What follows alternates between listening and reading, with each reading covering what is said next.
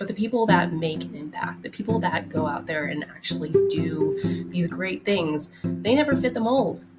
They broke the mold somehow, right? They did something different. And I want people to do that. I want people to step outside of their comfort zones, to step outside of whatever it was that they were boxed into, and just be themselves. Hello, and welcome back to the Avoiding Average podcast, everyone. My name is Susan Gates, your host, and I'm a travel astrologer and transformation coach. And today I wanted to chat a little bit more about my mission and what it is here that I'm hoping to accomplish with Avoiding Average and that philosophy. And so, for anyone who's new here, I started my journey with this Avoiding Average name probably about 13 years ago or so. And it was all because I came across a comic online. I don't even know where I found it, to be honest, but it really kind of struck a chord with me because the whole idea was, there was this person, the title of the comic was 11 Ways to Be Unremarkably Average. And it got my interest. And so when I was reading through it, it basically started out as somebody who was born, they went to school, tried to do well, they graduated high school, they went to college, graduated from there, got a corporate job in front of a computer 9 to 5, got married, bought a house, went on safe vacations, thought about starting a business, didn't do that, thought about writing a book, didn't do that, and continued to just live their lives until they retired. And they just got like a watch as a gift for their 60 years of service or whatever. And then they died. And on the tombstone it said, such and such name lived an unremarkably average life. And that really struck a chord with me because as I had just begun my career, I just graduated college. I was in my first 9 to 5, and I was so bored. I absolutely hated it. And I just knew that that wasn't for me. That was not for me. I did not want to do that. I did not want to live a boring life. I did not want to live a life and look back on it when I'm on my deathbed and say, oh, wow, yay, I lived a very average life. So I started this blog back then and tried to just go out there and try new things and do different things that interested me. I didn't really know what I wanted to do with it. I just knew that there was a lot more to the world that I wanted to explore. So I did. I didn't keep up with it, unfortunately. Life kind of got to me, and that sat on the back burner for 13 years until, I started on this spiritual journey of my own and started my own business. And I was like, you know what? This actually still really means something to me. I don't want to live that average life. I don't want to stay in the corporate world. I don't want to look back and have regrets. Now, don't get me wrong, when I was in the corporate world, I still had plenty of fun adventures, and, it did afford me the lifestyle where I was able to go out and do the things that I wanted to do. But there was that limitation, right? Like, you still had that 9 to 5 where you had to report in. You still only had 2 weeks of vacation to do whatever it is you wanted to do. And I just knew that wasn't for me, especially after COVID, right? Like where you had a little bit more freedom, flexibility to work from home and kind of do things on your own. Now, granted, I had a whole bunch of other stuff going on during that time frame too, which I think I've covered in past podcast episodes, but there was this part of me that was like, I can't do this anymore. I just can't. It's not me. It's not what I wanted. It's not what I ever dreamed I'd be doing. I think for a little while it was kind of nice to have the big name attached to me in a sense, and the corporate world thing where you had a little badge and go into a corporate building and the elevators and all that, like the silly things like that. And so when I realized that this is not for me, I said, okay, so what can I do now?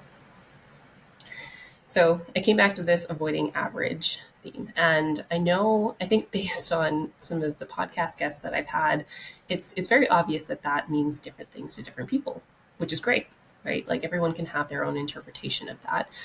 However, for me, what it means specifically is being your true, authentic self.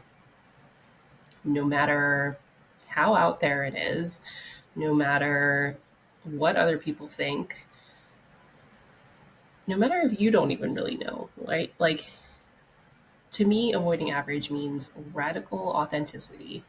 It means living a life that is meaningful for you, being able to fully express yourself and be yourself so that you are able to go out and do the things that you're meant to do in this life. Like, how boring is it that we all go out and do the same thing day in and day out, right? Like, how much better would life be if people were actually allowed to really be themselves and really do the things that they wanted to do? How much happier would they be? I feel like there's a lot of conflict in the world because people are limited by what they say or feel like they cannot do the things that they want to do because of these social expectations or these programming that they've had since they've been growing up of this is what it means to be a real adult or a valuable member in society or whatever. But the people that make an impact, the people that go out there and actually do these great things, they never fit the mold. They broke the mold somehow, right? They did something different. And I want people to do that. I want people to step outside of their comfort zones, to step outside of whatever it was that they were boxed into and just be themselves. This is something that I feel really deeply about, in case you couldn't tell. Got a little teary-eyed while saying that, but I really do think it is important because I think once people really fully accept themselves and who they are on all dimensions, all levels, there tends to be a lot less animosity toward other people who do the same thing, or do things differently, or do things just kind of live their lives, right? Like, there would be a lot more peace in the world. Maybe that's just like very optimistic view, but I don't know if anyone's ever experienced it before. I mean, I know I have, where in moments in life where I was at most peace with myself, I became a lot less bothered by other people. And if you think about that, when a lot of people get triggered by other people, it's often because there's something about that, whatever they did, that the other person is repressing. And that's basically the whole idea behind a lot of the embodiment coaching that I want to do and the travel astrology and going out there and really understanding, okay, what are all the different aspects of me? How do I make it all work together? Because let's be real, there may be parts of you that are conflicting, which is normal, right? I don't think anyone has like a fully harmonious chart or whatever. I think there are different phases in life where different parts of you become more activated or more important. And it's in those moments where you start to really understand, okay, this is a part of me. You can learn to work with it, understand it, accept it, and then utilize it in a way that benefits you moving forward. In hypnotherapy, there's parts work where, you know, if you look at a certain behavior pattern or something that you've held on to in the past that has benefited you, that's always a part of you in a sense, right? But the whole idea is shifting that. How does it work for you in the future? How do you release what has helped you in the past? Thanking it, appreciating it for what it did for you, but then also releasing it in order to become a better version of that. A better version of that will support you and your goals in the future. Everyone's been through some sort of trauma. Everyone's been through some sort of challenge in their life. I don't care if you feel like it is not as significant as other people's challenges. I mean, I grew up being compared to starving children in Afghanistan. That was the comparison that I always kind of had. And because of that, it was like my problems or my challenges didn't really matter. And that's not a healthy way of looking at it. And so, what I really want with this avoiding average philosophy is finding yourself, coming home to yourself, finding your own internal power, and feeling empowered to be that version of yourself. The version of yourself that knows it can make a difference in the world, that knows it has something important to do, that knows that its voice is important, that knows that everything that you are working toward is going to be for the betterment of the world, betterment of you, of your life, your family, the people around you. So that's the avoiding average philosophy. And if you're here listening to this, I want you to know that no matter what other people say, you are a unique human being. You have your own special gifts and talents and things that you are here to do. It may be on the bigger global scale, it may be in just your hometown, it may even be within your family. And that's okay too. I know a lot of people in the world who are here today to break these generational karma or these generational cycles that keep our families held back. And that is so important because the things that our children learn from us moving forward, they're the ones that are going to shape the future too. My mission is purely just to help people see their own power, their own value, their own self.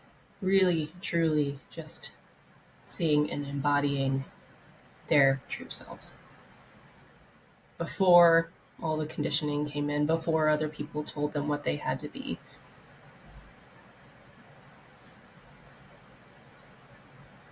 You are here to be you. You came here for a reason. If you're on the spiritual path, you know that.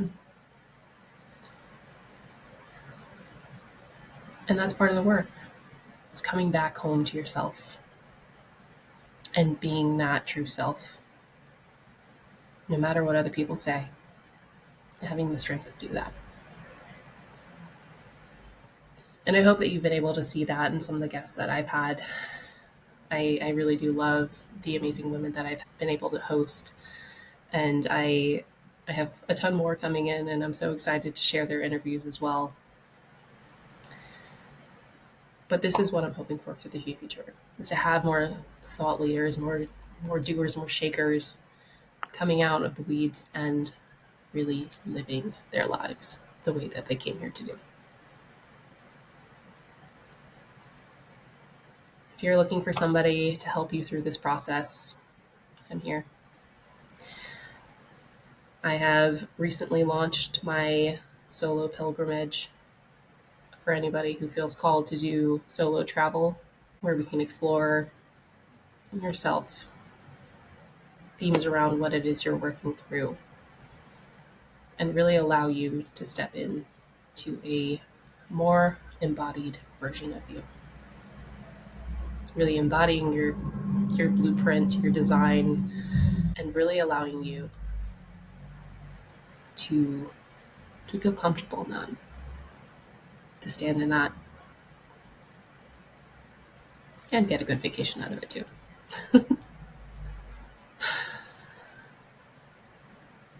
If you're interested at all, I'll leave my information at the bottom in the show notes. But that's all that I have for today. So I wish you all a wonderful day and thank you for listening.